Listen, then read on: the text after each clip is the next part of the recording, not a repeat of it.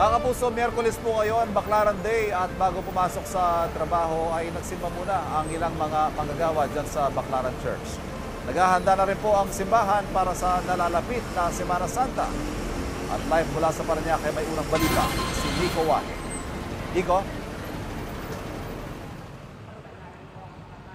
Ivan, magandang umaga. Abalaman sa kani-kanilang mga trabaho, maraming deboto ng Baclaran Church ang hindi nakakalimot na magdasal, lalo na ngayong Baclaran Day. At magandang kalusugan ang hiling ng marami sa kanila. Alas 7 ng umaga ang oras ng pasok ng construction worker na si Mang Rogelio. Sa Magallanes ang trabaho niya, pero bago magtungo roon, dumaan muna siya rito sa Baclaran para magdasal. Ganito raw ang araw-araw niyang sistema. Dasal at pasalamat muna bago magtrabaho. Sa hapon, ganon ulit bago umuwi sa kanyang pamilya sa Las Piñas. Sir, pag pumapasok ako, dumadaan ako talaga lagi dito bago makauwi sa bahay. Papasasalamat na nakakaligtas ako sa buong maghapon na pagtatrabaho at makakauwi ng ligtas at kumpleto. Walang man lang galos, ganon.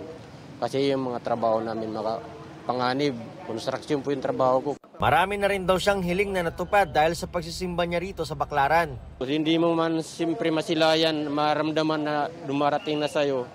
Pero nararamdaman mo rin pagdating ng araw na, ay, nangyari na pala, naganap na yung mga panalangin ko.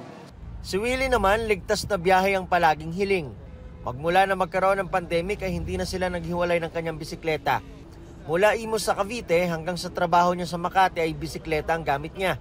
Hanggang sa kanyang pag-uwi. Galing ako Cavite. Yung bisikleta lang ako papasok. Nadaan lang ako dito, mananalangin lang ako. Para sa kalusugan ng aking pamilya, sa buong pamilya ko. Si Willie at Rogelio mas madalas daw makikita rito lalo at papalapit ng Semana Santa. Oras-oras sa magiging misa rito sa Linggo ng Palaspas. Magsisimula yan 6:30 ng umaga, 6:30 naman ng gabi ang huling misa. Sa Huwebes Santo, alas 6 ng gabi ang misa para sa pagdiriwang ng huling hapunan. Mula naman alas 8 ng gabi ay magkakaroon ng vigil. Alas 9 naman ng umaga sa Biyernes Santo ay magsisimulang Stations of the Cross. Alauna ng hapon magaganap ang 7 Last Words. At sa alas 3 ng hapon magkakaroon ng pagsamba sa krus. Alas 9 ng umaga pagsapit ng Sabado de Gloria ay magaganap ang panalangin ng pagdadalamhati. Alas 8 naman ng gabi magsisimulang Easter Vigil at susundan ito ng salubong.